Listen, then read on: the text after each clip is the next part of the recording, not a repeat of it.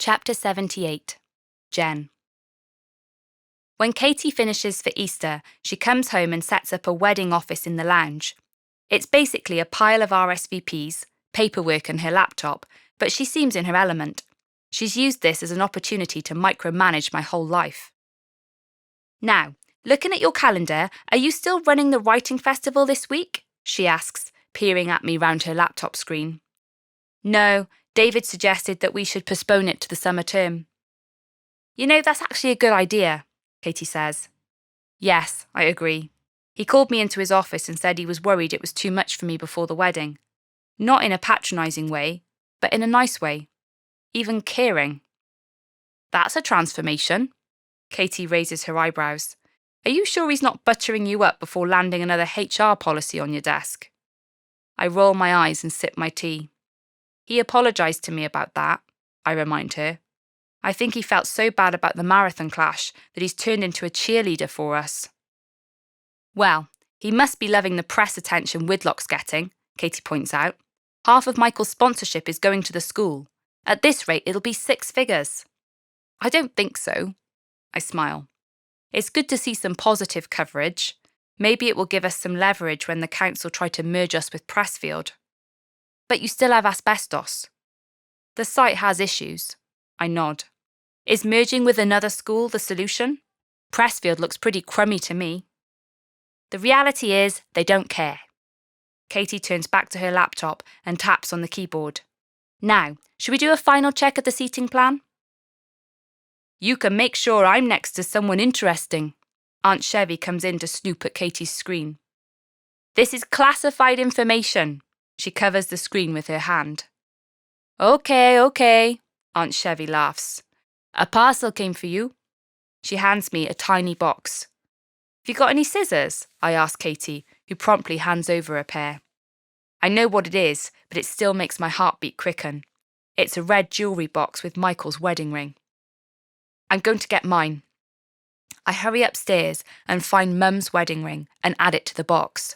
2 gold rings, side by side. Nothing gold can stay. I repeat the Robert Frost line. I know my dress, my shoes, the food and the favours will be things that perish and fade. I pray our love will be something that endures. The day before the wedding, Michael kisses me under the relative shadow of the front porch. I am really looking forward to when all this is over and it's just you and me, he murmurs. I know, I say, a twinge of excitement in my stomach. Good luck with the marathon. You'll be awesome. I love you. With one lingering kiss, he tears himself away to drive home, and I return to the chaos indoors. Dina, Claire, Katie and Aunt Chevy are all rolling up their sleeves to enthusiastically partake in the Beautify Jen project. Dad has retreated upstairs, while the lounge is taken over with nail polish, makeup, oils for my hair, and a lot of fizzy drinks cans and junk food. It feels like I barely get a few hours sleep before they're waking me up again, feeding me French toast and flapping about how we haven't got enough time.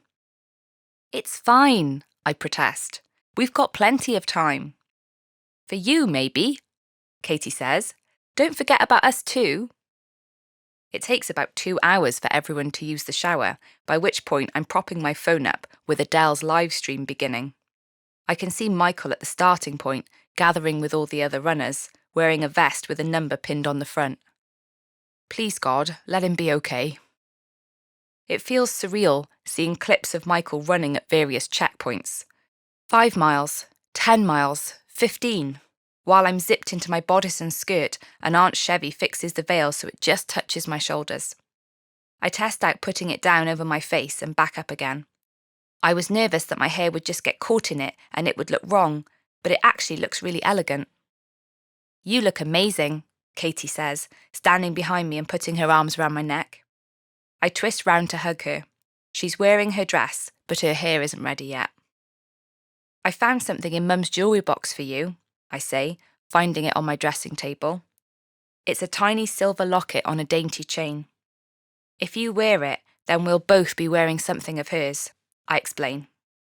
Katie's eyes fill with tears and she hugs me again. The car's arrived, Dina calls, looking out of the window. He's here early, I comment, looking at the time.